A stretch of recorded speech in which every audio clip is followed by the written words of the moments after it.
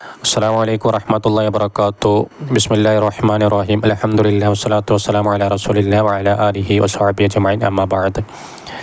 ഇന്ന് നാം തുടങ്ങാൻ ആഗ്രഹിക്കുന്ന കിതാബാണല്ലോ തഫ്സീറുൽ ജലാലൈനി. ഇതിൻ്റെ മുസന്നിഫ് ബഹുമാനപ്പെട്ട ഇമാം മഹ്ലി റളിയല്ലാഹു അൻഹു. ബഹുമാനപ്പെട്ടവർ മുൻകഴിഞ്ഞ തഫ്സീർ രചിച്ച ഇമാമിങ്ങളുടെ ശൈലിയും വിട്ട്, അഥവാ പരത്തി പറയാതെ, ചുരുക്കിയും പറയാതെ ഒരു മിതമായ പറച്ചിൽ മുതഅല്ലിമീങ്ങൾക്ക് ഹൃദ്യസ്ഥമാക്കാനും പഠിക്കാനുമുള്ള പ്രചോദനം നൽകുന്ന രൂപത്തിലാണ് ബഹുമാനപ്പെട്ടവർ ഗ്രന്ഥരചന തുടങ്ങിയത്. ഈ തഫ്സീർ എന്നവർക്കറിയാം, ഇതിൻ്റെ ബഹുമാനപ്പെട്ടവർ സൂറത്തുൽ കഹഫ് മുതലാണ് ഗ്രന്ഥരചന തുടങ്ങിയത്. സൂറത്തുൽ ഫാത്തിഹ അല്ല, സൂറത്തുൽ കഹഫ് മുതൽ. അങ്ങനെ ഗ്രന്ഥരചന തുടങ്ങി ഖുൽ അഊദു ബിറബ്ബിൻ നാസിൽ അവസാനിപ്പിച്ചു. പിന്നീടൊരു വലിയൊരു വിടവുണ്ട് അല്ലേ? സൂറത്തുൽ ഫാത്തിഹ മുതൽ സൂറത്തുൽ ഇസ്രാ വരെ പിന്നെയും തഫ്സീർ രചിക്കാണ്ട്. ഈ ഒരു വിടവുണ്ടായപ്പോൾ ബഹുമാനപ്പെട്ടവർക്ക് വീണ്ടും ആഗ്രഹം തുടങ്ങി. അങ്ങനെ സൂറത്തുൽ ഫാത്തിഹ തുടങ്ങി. അങ്ങനെ സൂറത്തുൽ ഫാത്തിഹ അവസാനിപ്പിച്ചപ്പോഴേക്കും ബഹുമാനപ്പെട്ടവർ ഈ ലോകത്തോട് വിട പറഞ്ഞു. ഇനി അങ്ങോട്ടൊരു വലിയ വിടവുണ്ടായിരുന്നു, സൂറത്തുൽ ബഖറ മുതൽ സൂറത്തുൽ ഇസ്രാ വരെ.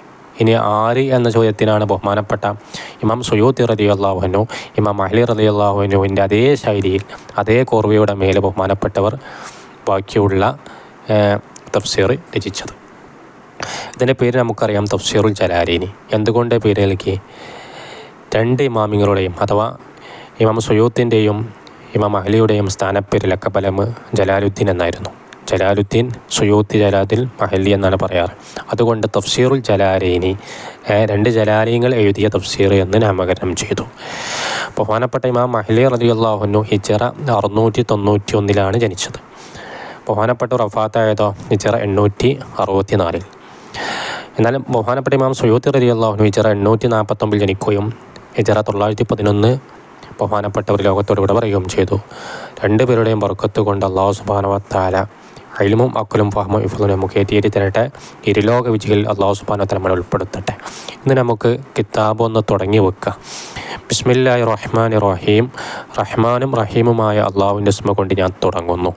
അൽഹംദുലില്ലാഹ്, സർവ്വസ്തുതിയും അള്ളാഹുവിനിക്കാണ്.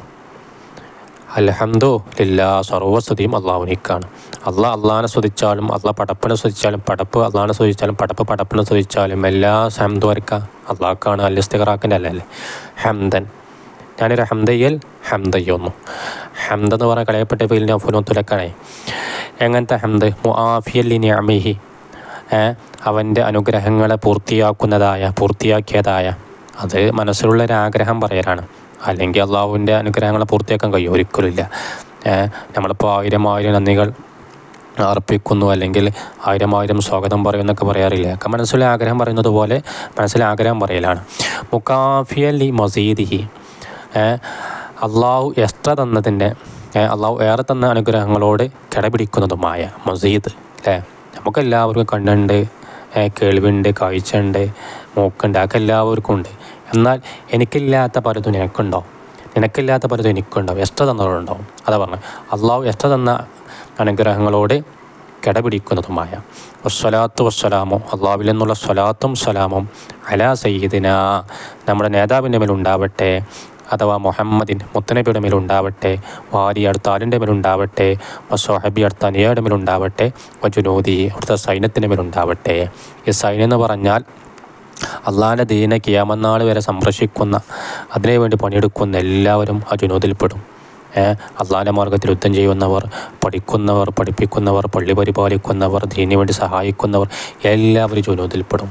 ഇൻഷാ അള്ളാഹ് അവിടെ നിൽക്കട്ടെ. ബാക്കി നമുക്ക് അടുത്ത ക്ലാസ്സിൽ ചർച്ച ചെയ്യാം. അസ്സലാമു അലൈക്കും വറഹ്മത്തുള്ളാഹി വബറകാതുഹു.